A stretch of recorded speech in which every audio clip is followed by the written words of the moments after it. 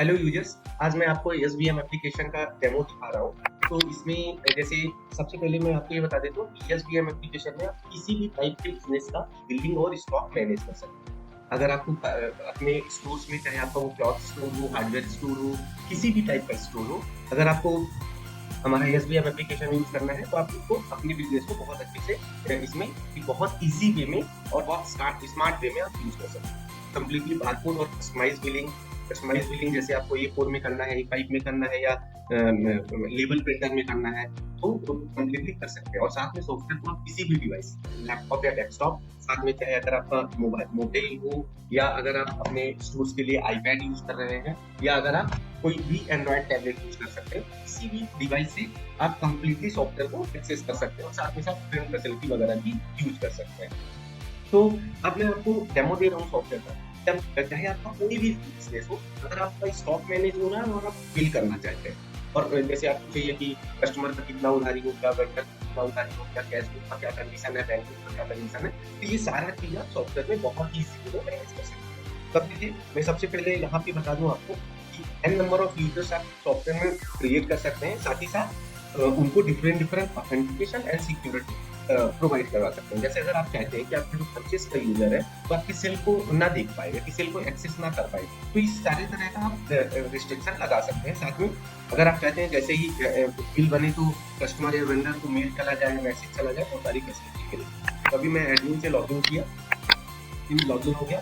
अब उसके बाद देखिए सॉफ्टवेयर का डैशबोर्ड है, तो डैशबोर्ड में आप अपने हिसाब से कस्टमाइजेबल फॉर्मेट में चीजों को सेट कर सकते हैं। जैसे अगर आपको देखना है कि जैसे मैं सॉफ्टवेयर में लॉगिन हूँ एज एडमिन, तो आपको आज का टोटल सेल क्या है, लास्ट मंथ का टोटल सेल क्या है, मैं मेरा प्रॉफिट में जा रहा है बिजनेस या लॉस में जा रहा है as compare to last month and last year, तो ये सॉफ्टवेयर आपको सब कुछ बताएगा। आपका कौन सा स्टॉक कितने का बिलिंग किया, लास्ट 10 इनवॉइसेस कौन कौन से कस्टमर की जनरेट हुए हैं, तो सारा चीज आप डैशबोर्ड में सेट कर सकते हैं। तो जब हमारी सपोर्ट टीम जब आपको इम्प्लीमेंट करवाती है सॉफ्टवेयर, उस समय अगर आपका ऐसा कुछ रिक्वायरमेंट होता है तो वो बता देते हैं। अब देखिए सॉफ्टवेयर में मैं आपको सबसे पहले बताता हूँ कि आपको जो स्टॉक मैनेज करना है उसके लिए आप कैसे ग्रुप और आइटम क्रिएट करेंगे। तो किसी भी टाइप का बिजनेस हो, वहाँ पे आपका ग्रुप रहेगा। जैसे गारमेंट स्टोर है तो वहाँ पे आपका जीन्स, शर्ट, ये सब आपके क्या है, आइटम ग्रुप। यही अगर आपका मोबाइल स्टोर है तो मोबाइल होगा, जिसमें सैमसंग, एप्पल, वीवो,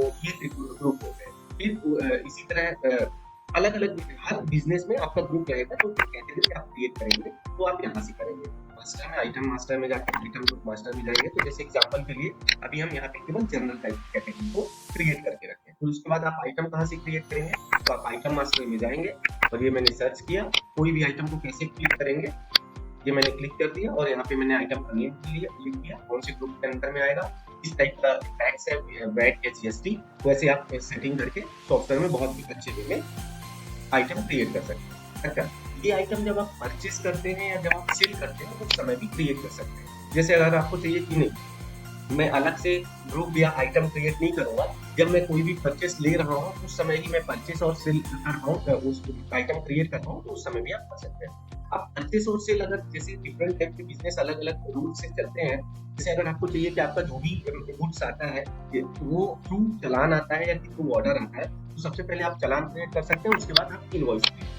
तो जैसे एग्जांपल के लिए मैं यहाँ पे एक फ्रेश इनवॉइस क्रिएट करता हूँ और साथ में अगर आपको उसके लिए बारकोड क्रिएट करना है तो वो भी आप कर सकते हैं। तो जैसे मैं कैश में कोई भी एक आइटम ले लेता हूँ, जैसे एग्जांपल के लिए यहाँ पे एंजल टॉप बाउल है, कितना पीस, 10 पीस, इस रेट से 20 रुपीज से, और इसको आपको क्या रेट से सेल करना है, तो जैसे मेरे को 190 में इसको सेल करना है, तो देखिए यहाँ पे बारकोड भी ऑटोमेटिकली आ गया। फिर उसके बाद मैं फिर से कोई एक आइटम ले लेता हूँ, जैसे निकल ये मैं परचेस ले रहा हूँ, इससे क्या होगा, निकल और एंजल कॉप का जो स्टॉक है वो इंक्रीज हो जाएगा, बढ़ जाएगा, और जैसे ही आप इनको सेल करेंगे तो ऑटोमेटिकली वो सेल हो जाएगा। अब इसको मेरे को ट्रिगर है, मैं इसके बारकोड को भी कॉपी कर लेता हूँ, इससे जब मैं सेल बनाऊँ तो ऑटोमेटिकली इसका ये फ्लैश होगा। तो इसको मैं सेव करूँगा, जैसे ही मैं सेव करूँगा तो सॉफ्टवेयर पूछ रहा है कि आप टैक्स वगैरह कुछ अप्लाई करना है क्या, करना है तो ठीक है, नहीं करना है तो यहाँ पे देखिए, अगर मैंने इस परचेस में डायरेक्ट पूरा 5200 का इनवॉइस का पूरा पेमेंट ले रहा हूँ, मैं पूरा पेमेंट ले लिया, और पेमेंट भी मल्टीपल मोड में ले सकते हैं, कैश में, पेटीएम में, फोन पे में, आप अपने हिसाब से डायनामिक होता है, आप अपने हिसाब से इसको चेंज कर सकते हैं। अब जैसे अगर मैं इसका पेमेंट पूरा दे दे रहा हूँ तो ऑटोमेटिकली इस इनवॉइस के अगेंस्ट में कोई भी क्रेडिट नहीं रहेगा। अब अगर आपका बारकोड सेट है तो बारकोड आप जनरेट कर सकते हैं। ये देखिए जैसे बारकोड ये जनरेट हो जाएगा। अब उसके बाद फॉर्मेट में आपको बारकोड चाहिए। अगर आप लेबल प्रिंटर यूज कर रहे हैं तो 13 mm 14 mm 15 mm different size के लेबल प्रिंटर के जो लेबल आते हैं, आपको जिस फॉर्मेट में बारकोड प्रिंट करना है कर सकते हैं। और अगर आपको चाहिए कि मैं A4 प्रिंटर से ही बारकोड प्रिंट करूं तो वो भी पॉसिबल है। आपको जैसा चाहिए वैसा हम कर सकते हैं, सेट करके दे देंगे आपको। फिर उसके बाद अगर आपके मल्टीपल स्टोर्स हैं तो stock in stock out option use कर सकते हैं। मतलब एक स्टोर से आपको प्रोडक्ट को सेंड करना है आपके ब्रांच को, तो वो भी आप कंप्लीटली इसमें यूज कर सकते हैं। फिर उसके बाद आपके कोई स्टॉक्स डैमेज और सेलिंग हो रहे हैं तो वो भी आप बहुत अच्छे वे में मैनेज कर सकते हैं। अब देखिए अगर आपको सेल इनवॉइस बनाना है तो बहुत ईजी वे में हमारे सॉफ्टवेयर में आप सेल इनवॉइस कैसे बना सकते हैं वो भी। तो सबसे पहले यहाँ पे क्या करना रहता है, अगर कैश में बिलिंग हो रही है तो आपको कस्टमर का नेम वगैरह कुछ डालने की जरूरत नहीं है। अगर क्रेडिट बिलिंग हो रही है तो आप यहाँ पे पार्टी का नेम डाल सकते हैं। तो आपको कहीं नहीं जाना है, यहीं पे कस्टमर का नेम टाइप कीजिए। जैसे मैं यहाँ पे राजेश चतुर्वेदी टाइप कर देता हूँ और एंटर करके आप यहाँ पे एड्रेस मैनेज करना है तो नीचे, नहीं तो मोबाइल नंबर डाल दीजिए। ये मैंने डाल दिया। अभी कुछ नहीं करना है, यहाँ पे बारकोड अगर आप यूज कर रहे हैं तो बारकोड एंटर कीजिए और एंटर प्रेस कीजिए। देखिए ऑटोमेटिकली प्रोडक्ट आ जाएगा, कितना पीस आप दे रहे हैं उसका सेल प्राइस आ गया। और अगर आप बारकोड नहीं मैनेज कर रहे हैं तो आप डायरेक्ट प्रोडक्ट नेम को सिलेक्ट कीजिए और कितना क्वांटिटी आप दे रहे हैं उसका प्राइस आ जाएगा और सेल। अगर कुछ ऐसे आपके प्रोडक्ट हैं जो सॉफ्टवेयर में नहीं है और यहीं से आप बिल बनाना चाहते हैं, जैसे एग्जांपल के लिए मैं एक बिल देता हूँ एप्पल 12, इसका मैं बिल बना रहा हूँ। अब ये क्या रहेगा, पीसेस में रहेगा तो ऑटोमेटिकली पीसेस में जाएगा। अभी कितने का जा रहा है, सपोज ये 52,000, ये 52,000। अब ये देखिए न्यू प्रोडक्ट क्रिएट हो गया।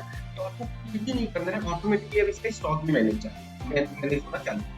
अब इसके बाद आपको सेव बटन में क्लिक करना है। सेव बटन में क्लिक हो गया। अब उसके बाद इसमें कितना पैसा आप ले रहे हैं, तो सपोज मैं यहाँ पे 50,000 ले रहा हूँ, तो बाकी का जो बैलेंस है 3,700 ये क्या हो जाएगा, उनके लेजर में क्रेडिट हो जाएगा। और अगर आपने पूरा ले लिया तो पूरा का पूरा आ जाएगा। अब जब प्रिंट करना है तो आप किसी भी फॉर्मेट में, चाहे आप थर्मल प्रिंटर यूज कर रहे हो या आप नॉर्मल A4 जो लेजर प्रिंटर हो रहा है, किसी भी प्रिंटर का यूज करके आप इनवॉइस निकाल सकते हैं। जैसे देखिए मैंने थर्मल प्रिंटर से निकाला, अगर A4 से आपको निकालना है तो A4 में निकालिए, A5 में निकालना है A5 से निकालिए, लेजर। फिर उसके बाद जो मेन चीज होता है कि एक बार परचेस हो गया, सेल हो गया, अब उसके बाद आपको क्या मैनेज करना रहता है, स्टॉक एंड कस्टमर का लेजर और वेंडर।